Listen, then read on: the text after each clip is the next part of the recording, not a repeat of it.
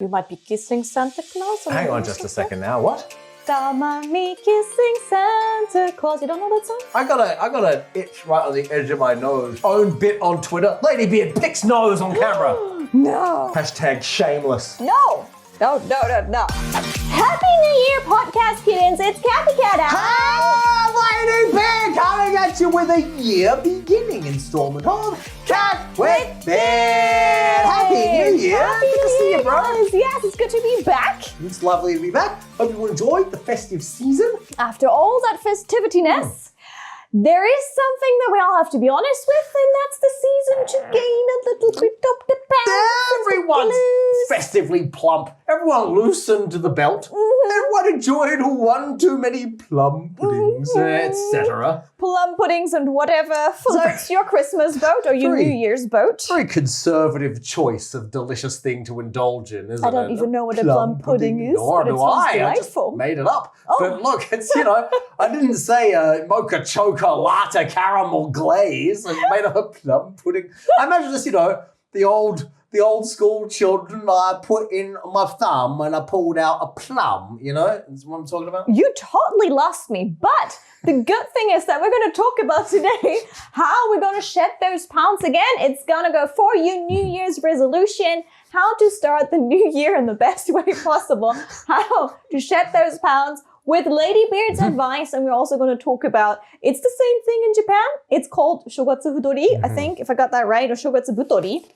Hold on, shogatsu butori, meaning the New Year's gain of weight, because in Europe and such, it's generally around Christmas when we eat a lot, but in Japan, it seems to be the New Year. New Year, that's right. So the good thing is we're all equal by the end of the year, by the start of the next year, we all have a couple more pounds on. Just a few more pounds. We're going to do some pound shedding. We need some of your expertise advice, how you stay fit, how you train. So please share some of your secrets with us. We'll go through the great re-slendering. But before we do that, let's just go through some statistics about getting fat in Japan over New Year. What a great set of statistics, by the way. We first want to feel like, we're not the only ones, right? Well, exactly right. Everyone flinches up just a little bit. We want to feel not alone. No one escapes the net. Exactly. So, like random breath testing.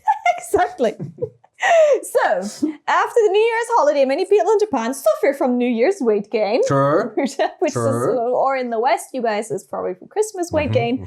All this drinking and eating. Merriment. And family again, drinking, eating, lots of eating. In the end, you're like, please stop, I don't want to see food anymore. Being visited by a jolly fat man in red. Yeah, kind of, if you see him and you're like, oh, maybe it's not so bad, but then we reach the New Year. Well, he only turns up once a year, so his inspiration disappears quickly.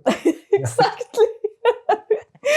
According to a survey, 42% of people said they gained some weight after New Year's holiday season. Actually, statistically, I like how that statistic is 5% said, I lost weight. I'm like, what the hell were you doing? Isn't that something? 5% lost weight. I guess maybe they've got either they have low appetites or a very specific genetic setup. Maybe they just have a low appetite, so they eat some calorie-dense food, and just a small amount makes them say, oh, now I feel very heavy. That's enough, thank you. It could be the case. Or it's only 5%, so it makes sense for that slice of the population that would probably... Or maybe they're just those people that were like, I don't know, I can eat whatever I want, I just lose weight. And where all the other girls are like, Those people are very upsetting, aren't they? Oh my gosh, I can eat whatever I want, I just lose weight. Oh my gosh. Yeah, I got a friend in Australia, I got a wrestling friend who's shredded, just a six-pack, and he's like, my metabolism is naturally just so fast. I have to eat McDonald's, 2-3 times a week, otherwise I get skinny.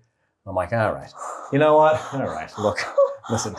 You know what? I am out of here. He's going to be in his best shape over Christmas, right? For him, that's like competition season. Damn, no way. All right, so the genetically gifted, that's our 5% who lose weight. Then we have 8% who said they gained more than 2 kilos. More than 2 kilograms. Well, we're all in that boat. Yeah. This episode's for you, my dear 8%ers. Yeah, and there's 34% who said around 2 kilos up to 2 kilos they gained. Well, maybe they just retained a bit of water, perhaps. There is a surprising 53% who said there's no change. No change. I don't think that's the same in the West. Let's be honest. Our food is very fatty, very rich. And it's not just the New Year's season. We eat kind of all the way from Christmas starting for the US people in November with your Thanksgiving thing. You start Thanksgiving, you have like the trifecta again of like 3 big meal situations. If you have, and then you know, within my community of close characters in Australia, we also have a lot of December birthdays as well. So then you can throw in a selection of other festivities in that month. So of all the food all the time. Well, it's the season to plump up. But there's 53% who record no change. I wonder how diligently they observed their weight. You know what I'm saying? I reckon maybe they just couldn't be bothered filling in this survey correctly. I just went, yeah, no change. I don't know. I once interviewed Japanese people on the streets of Tokyo. This interview is still online. And I just asked them, hey, could you eat a whole pizza? And a lot of girls were like, oh, no, God forbid me eat an entire pizza. You only eat 1 slice. If you eat an entire pizza, you have to kind of diet before and afterwards. Very hot. So a lot of people are very weight aware. Oh, that's good. So I think that kind of food binging, the same amount of food binging that we kind of forgive ourselves in the West, a lot of Japanese people are very disciplined and they don't let themselves get that far. Wow, that's very good advice, actually. That kind of ties in with the advice I have to give. But before we get to that, let's keep going through our statistics. All right. So yeah, it's what are the reasons? I mean, in Japan, the main thing is at the end of the year, there's a lot of bonenkai. They're called end of year parties. And at the beginning of the new year, in case you didn't have time for an end of year party, then they're the new year parties, which means people you have worked with, your friends, your pals from college. They will all say, hey, it's the end of the year. We might not have seen each other all year. Let's get together and drink and eat. And if there will be so many behind each other in Japan, a lot of people get busy just with these end of year parties. And again, you gain a lot of weight because not just the food, it's also the alcohol. The alcohol will get you. Yeah, you know what? A lot of calories that people end up consuming that sneak up on people. A lot of people will kind of count their calories and they'll say, I don't understand why I'm gaining weight. A lot of the time, people are drinking a lot of calories without really realizing it. You're drinking a lot of, you know, Cokes and juices as well, fruit juice, they pump sugar into those. So a lot of people say to themselves, I'm so healthy because I got an apple juice. No, you're not. That's a cup of sugar. You know what I'm saying? So a lot of people, and the alcohol especially, that's got plenty of calories in it. So a lot of people will drink a whole lot of calories, then be confused as to why they're not losing weight. So it's the drinks with it that actually make it worse. Your liquids. We were talking about the New Year's food in the last episode, osechi ryori, right? Yep, we were. And that one is also surprisingly high in sugars and calories. A lot of those are preserved, so they last a little bit longer. And I remember just like those beans, they're all caked in sugar. They have like a lot of sugar around them. So maybe in the old days, that's a good thing. Of course. And the day of the samurai, when you're sitting there with your sword, you want to have a proper meal that gets you through the winter. But since we have now heating, or occasionally heating, that is not as needed, I guess. And the other big thing as well is back in those times, you were never sure if you'd be eating tomorrow or not. Yeah. So you had to cram in the calories today. That makes sense, yeah. Yep. Survive that winter. A bunch of Vikings might come and burn your winter grain stores. You know what I'm saying? Oof. Yeah, you never know. Well, maybe not in Japan, the Vikings weren't coming, but... You know what I'm saying, though? Yeah. Maybe a bunch of... Another samurai clan. A bunch of seals. The seals sometimes come to shore and they're... burn your stores. That's what seals do. Wow. Ragnar Lothbrok was a seal. Sorry, Japan. I'm just saying. You have wild seals. But this is absurd, isn't it? So in Japan, on New Year's, you usually display some mochi, some rice cake, right? And that one also gets eaten. It also gets made. So you have like a little wooden stump on which one person kneads the mochi and the other one That's right. It's neat and smack. Yeah, neat and smack. You want to try I'll that? knead, you smack. Oh, let's not have it on the table. Okay, so good point. So you're going to take your mochi, your pot of dough, I suppose it is. Yeah, rice, soft rice. Yeah, soft rice. You're going to pull it in and then flip it over. Smack. Smacks it with a hammer. Pull it in, flip it over. Smack. Pull it in, flip it over. Smack. Pull it in, flip it Smack. over. Pull it in, flip it over. Smack. Surely Smack. some injuries occur from this process. Probably. A lot of people sure. might start the new year with some hand pain. The mochi rice cakes might actually be more calorific than you think they are. Yeah, they're loaded with calories, aren't they? So a tiny little mochi can actually be as much as a whole bowl of rice or more. Actually, 2 bowls of rice. So the calories of one little rice cake mochi are around 112 calories. Yep, they pack them in there. Yeah, for 25 grams, so that's that. Then the osechi set, or the osechi ryori. What we went through last time, the big box for New Year, little squares of delicacies. Carbs-wise, you would get an average of 960 calories for she said. That's a punch. That's very rich. And 1,000 then calories. if you have with it a little serving of sake, because in New Year's, to cleanse yourself, you drink Japanese rice wine. That's around 180 calories. You're up to like 1,200 calories or something at this point. Bam. Daily recommended intake for a female is about 2,000. So just with that meal, you've done most of your calories for the day. And for you dudes, it should be 2,600 calories. Now we all can agree that Japanese people and Western people and people all over the world who are celebrating the winter season might gain a little bit in winter, also because we don't move as much. No, that's correct. It's freezing outside, isn't it? So Ladybeard, please, you are a wrestler, a metal screamer, a cross-dresser, an idol who do a lot of dancing. How do you stay fit? Because we had the Ladybeard episode where you talk about your past and, make you put down the potato chips, pick up your life. Give us some advice. Well, I mean, as a lot of diet and workout people are going to know, there's really nothing wrong with, I should say nothing wrong, that's not really correct. But look, if you're going to have a day like Christmas when you're going to consume a whole lot of calories and deliciousness on one day, that's sort of, fine as long as you plan for it and you kind of schedule your eating the rest of the either side of it appropriately. So kind of exactly what that girl said on the street about if you're going to eat your whole pizza, then you need to diet beforehand and diet after. Then that's sort of actually similar to the advice that I'm going to give, which is say it's, say you're going to have your Christmas dinner on Christmas Day on the 25th. Yeah. So that's when you're going to see your family. That's when you're going to slam your osake, you slam your sugars and slam your everything else. All right. No worries. Just make sure, whatever you can do 3 or 4 days beforehand, and then preferably 3 or 4 days afterwards, you're dieting nice and hard so that day is the day when you consume all your calories. I'm not saying starve yourself on the other days, just make sure you're taking in better calories like green vegetables and lean meats and these kinds of things, lean proteins. And that way, when you do get that huge carbohydrate hit, number one, you haven't had many carbohydrates coming in the week prior. And you probably won't have many more coming in the week after either until you get to New Year, but this will prepare you for New Year as well. And then what I also try to do is on the morning or the afternoon before the big meal, is I try to go to the gym and do a really heavy weights session.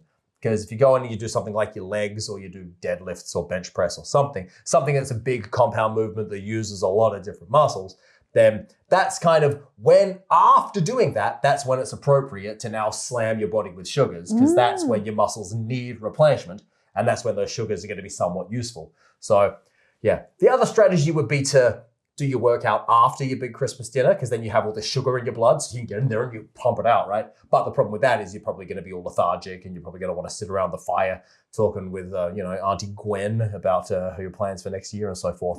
So it's less likely you're going to go to the gym after that big meal.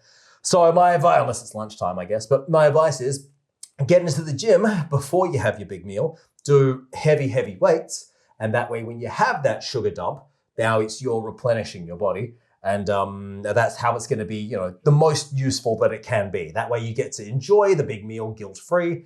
And it'll, it's not necessarily wonderful for your health, but it's kind of how you can enjoy it in the most efficient way and least damaging way. You know what I'm saying? Okay. Yeah. One thing I wonder about though is, so what if we haven't done that? So then Christmas has gone past and it's now the new year and the pounds are there. Just a second. Hang on, just a second now. Let's just recap. Kathy Cat says to Ladybeard, tell us your recommendation. Ladybeard says, here's my recommendation. Then Kathy says, what if I just say no? This is the segment as it stands right now, people. Well, if this is the new year, that means people can't go back in time and abstain from having the weights before. So this is good enough from now on. This is good from now on, in case I want to from now on make sure that I can eat my pizza in whole. Yeah. But what if I already got those 2+ pounds that the Japanese people gain during Christmas? What do then? You didn't, I guess you won't even be able to take that advice because this podcast is in January. That's why I'm saying. So, all right. What? So you flapped it. You did not take advantage of those huge calorie dumps that you had the opportunity to take advantage of over the end of the year. Yes. All right. So +2 are there. You've chubbed up. You've probably retained quite a lot of water in that process as well. Oh. So you're going to have to get rid of some water, and you're going to have to get back on it. Well, first things first.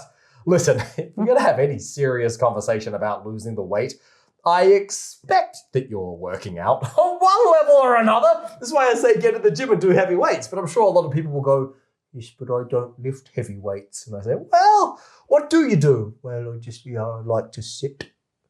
All right, well. We're talking about how Ladybeard we have a fundamental problem if you're not prepared to do the workouts. So you got to do your workouts. If you have chubbed up, then it's going to be a case of first cut down your calories that you're intaking from this point onwards. So now you've had your fun, you've had Christmas and New Year, you did all that. You feel terrible afterwards. All right, get back onto your green vegetables, get back onto your lean proteins, yeah? Try to lower your carbohydrates as much as you can, and particularly your simple carbohydrates, so your sugars and whatnot. Get rid of white rice, white bread, white pasta, anything white, get rid of it, yeah? Okay, cool. I love already how this is like Ladybeard on fire. He's like, do this, do that. I love that. Just saying, we're not health advisors. If you have any kind of special dietary requirements and shenanigans, we're not doctors. Check that with your doctor. Any kind of diet, you just need to be very careful. But this is some advice we would lightheartedly give our friends. But if you have any special requirements and such, we're not doctors. Just a little disclaimer in here and just making sure that we're safe. I appreciate that. The lawyers will appreciate that too. Good job, exactly. Just making sure. Also, no one says that you have to lose those weight. If you don't want to lose the weight, that's totally fine. But we're talking right now about what Ladybeard's advice would be. And then I would say, all right, so now what you want to start doing is you want to start getting up, and before you consume anything at the start of the day, you want to put cardio in. So you want to start burning up calories before you've eaten anything, because that way there's no sugar in your blood. And so when you do your cardio, you burn from your fat cells straight away, as opposed to burning food that you've already intaken. So no protein shake before your cardio. Just get up and do the cardio. Yeah, it's called fasted cardio, yeah. So you get out of bed and you do your cardio before you eat breakfast. What kind of cardio would you do before breakfast? Well, I mean, that is up to the individual, up to whatever you feel like. You can, the simplest one is to go jogging or cycling or something like that. Jogging is the best one you can do. But in this particular time of year, you can be limited by things like, there's an avalanche outside, so you can't leave the house. Freezing. Still reindeers in front of the door. One of the big problems with this time of year as well is because it's so cold, it's hard to warm your body up. So, it's called burning calories. It's heat that uses up the energy, right? So when it's freezing, even if you are working out really hard, you don't break a sweat. It's, your heart rate might rise, but it's actually hard to burn as many calories. This is why naturally, one of the reasons why naturally you get skinnier in the summertime. You just don't eat as much because it's hot. And also, it's, you burn more calories just sweating out all the time, right? So you got this challenge, this fundamental challenge in the wintertime. If you can go outside and run and whatnot, one option is to rug yourself up good and proper, so that way you can still sweat on the inside. So put on, several shirts and several parkas and several jackets. You look like a Michelin man jogging along out there, but you'll be, you make a kind of a mini sauna for yourself, so you sweat on the inside. Another good option, if you can do cardio inside, is to stay inside with the heater on, and again, rug up. So you still put on like jackets and parkas and things, and that way you're gonna get nice and hot, and that way you'll be able to burn the calories more efficiently. Putting on the heater, the artificial heater, depending on how you do it, it can, the air is all kind of like, very dry, heater, isn't it? So when you're huffing and puffing, that can be dangerous for your voice, so for your throat. So make sure you've got water that you can drink consistently, because your throat can get particularly dry. So here's what I recommend. If you've got a cardio machine inside, like a treadmill or something like that, you can just do that. You know what you're doing, easy. If you don't, here's Ladybeard's recommendation.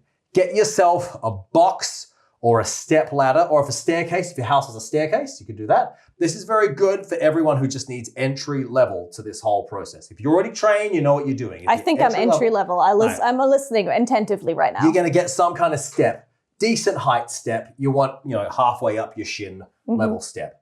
And very easy. You're gonna rug up so you're nice and hot, and you're just gonna step up, step down, step up, step down, step up, step down. Keep doing that. You could begin with doing 20 minutes or something. You could work up to doing 45 minutes or an hour or something. You'll be surprised how tiring that gets after 30 or 40 minutes. So, and that's a nice way. It's a nice way to get your body nice and hot and get you burning calories and get your heart rate working, especially in the second half of that. However, the advantage of it is, as we've said, you're getting up to do this before breakfast. It's freezing, so you don't need to spend a lot of time warming up and whatnot. This is the big challenge with going and running outside and whatnot, especially if it's cold. You just spend a lot of time warming up and stretching and so forth so that you don't get an injury because you go outside and everything goes slap. And so therefore, if you're trying to stretch your muscles out, there's a risk of injury and whatnot.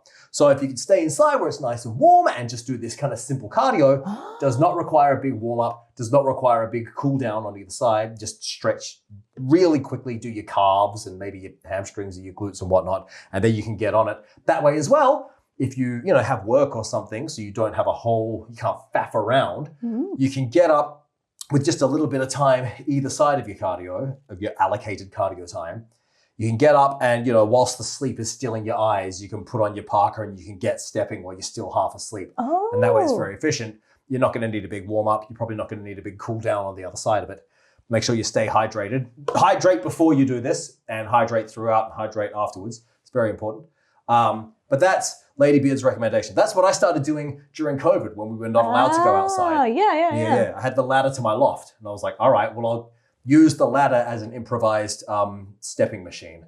So the bodybuilders, when they need to lose weight, they use a stepping machine, like a stair climber.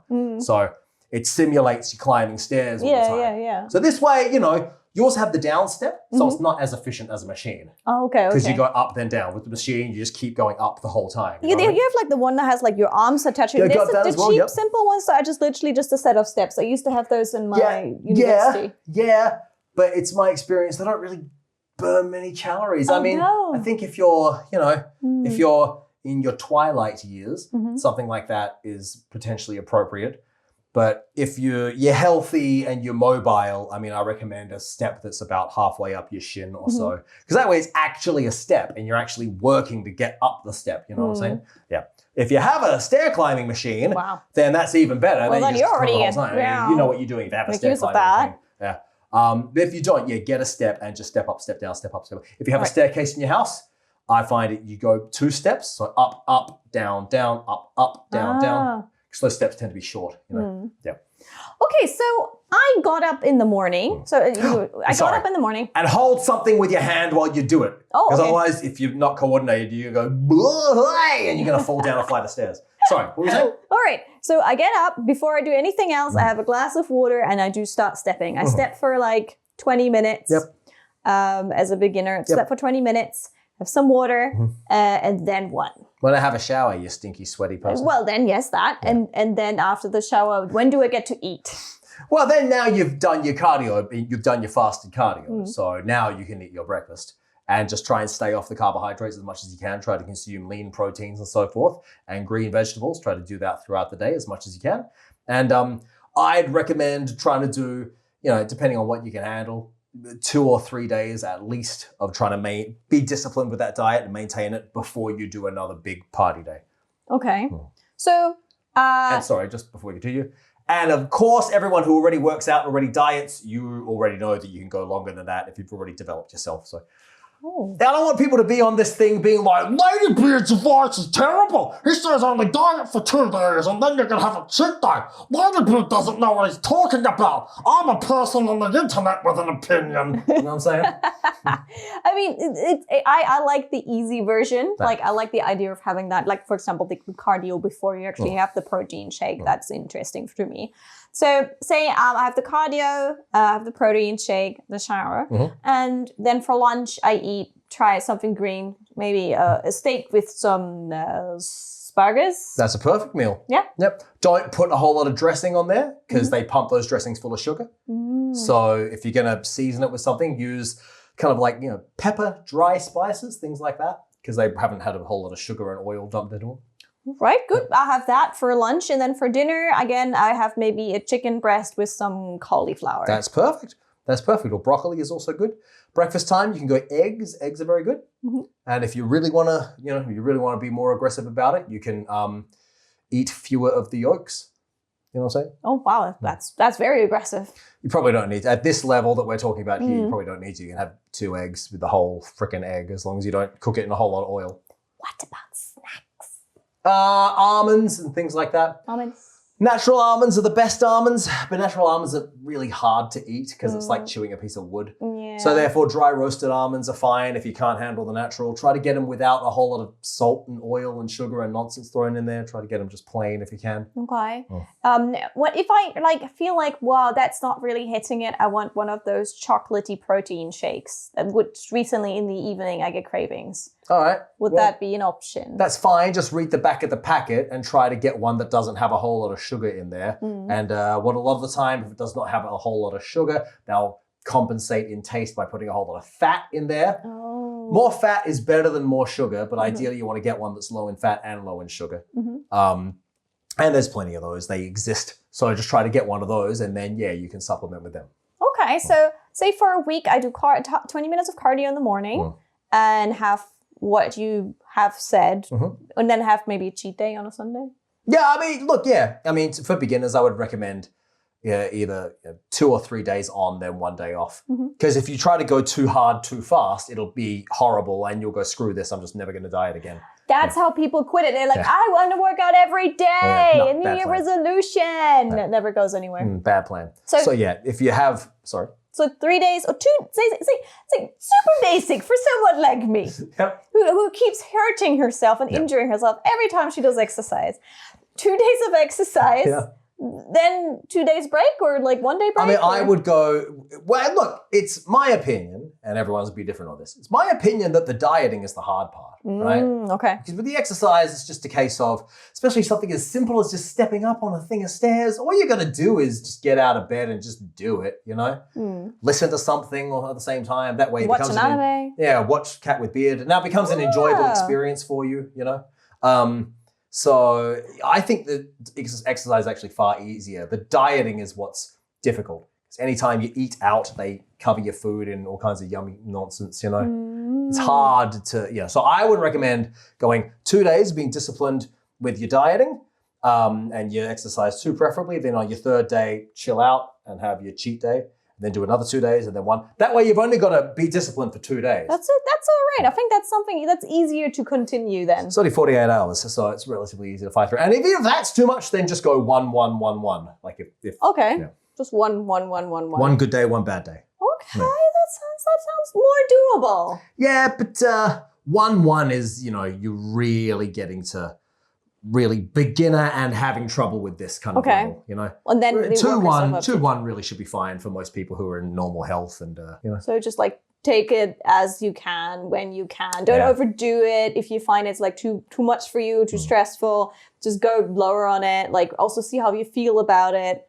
Don't injure yourself. Like I keep doing that every time I work out. Be careful. So just take it in your own stride. Do you stretch before and after you work out? I forget to do that. That's why you're getting injured.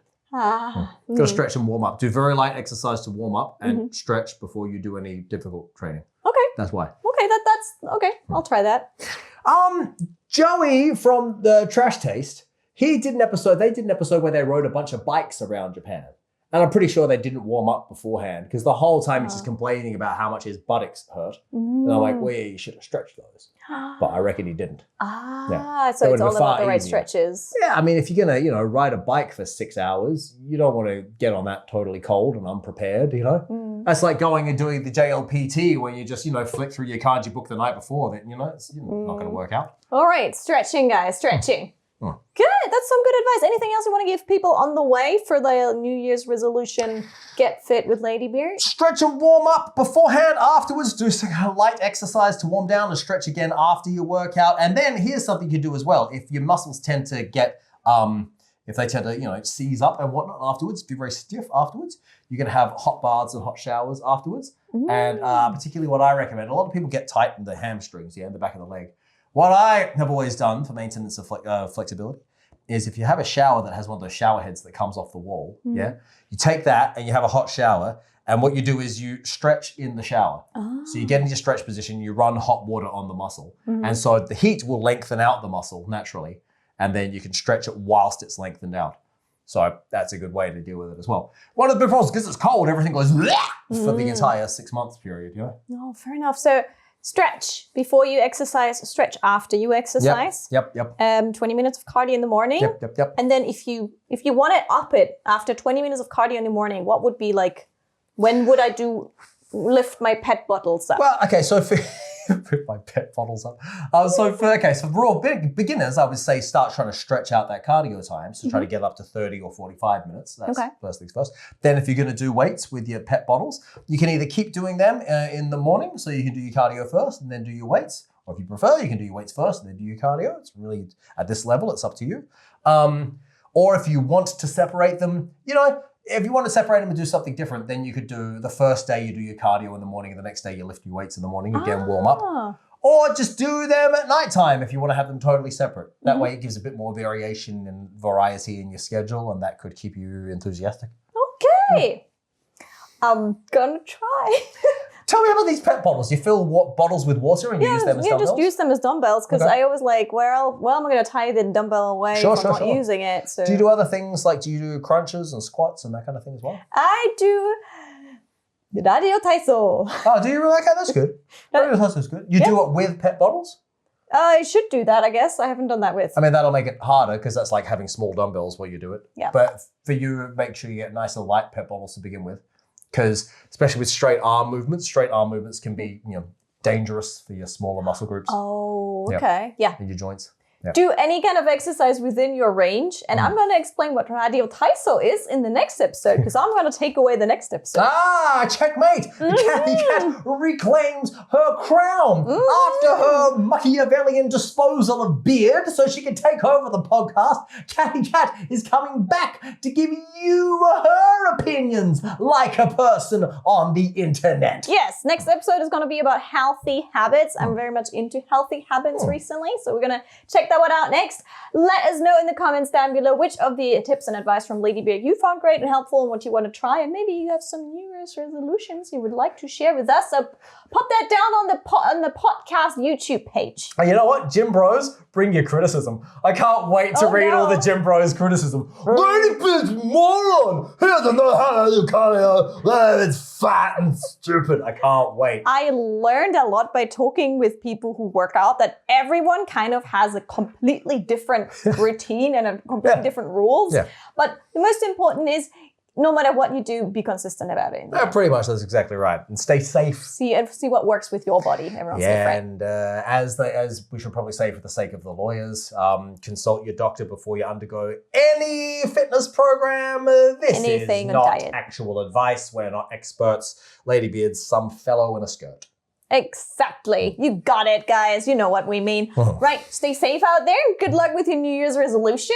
And one of your New Year's resolutions should be to listen to all the episodes of Cat with Beard while you're doing your exercise, maybe. Yeah, that's a great idea, actually. 20, 30 minutes. This is the perfect time for your workout. What episode are we on now? 70-something? We're right. You got plenty of material. When you do your cardio, you can go back and start on episode 1 and listen through all the Cat with Beards.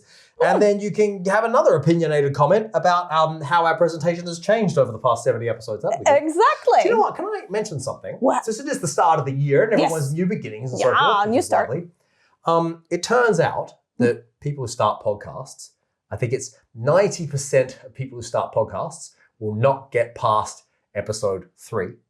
And then of the 10% that do, 90% of them will not get past episode 20. So we're currently in the top 5% of the top 10% of the top 10% of podcast people just because we kept going. Oh, not the microphone. Dear. That was supposed to be a high five. After a glorious moment of celebration, there goes our rating. I told you. I keep injuring myself, even with small things. Are you all right? Are you all right? I'm not going to leave you hanging for this. All right, let's go. What I'm talking about. And you're part of it, guys. So there's always an episode you might not have listened to yet. Look back. There's tons of seasons, tons of stuff. Well, this is season 2. But tons of episodes for you to listen back to. It was lovely to have you here on the Cat with Beard podcast. And we see you next week for healthy habits for the new year on Cat with Beard! Happy New Year! Happy New Year! 明けましておめでとうございます。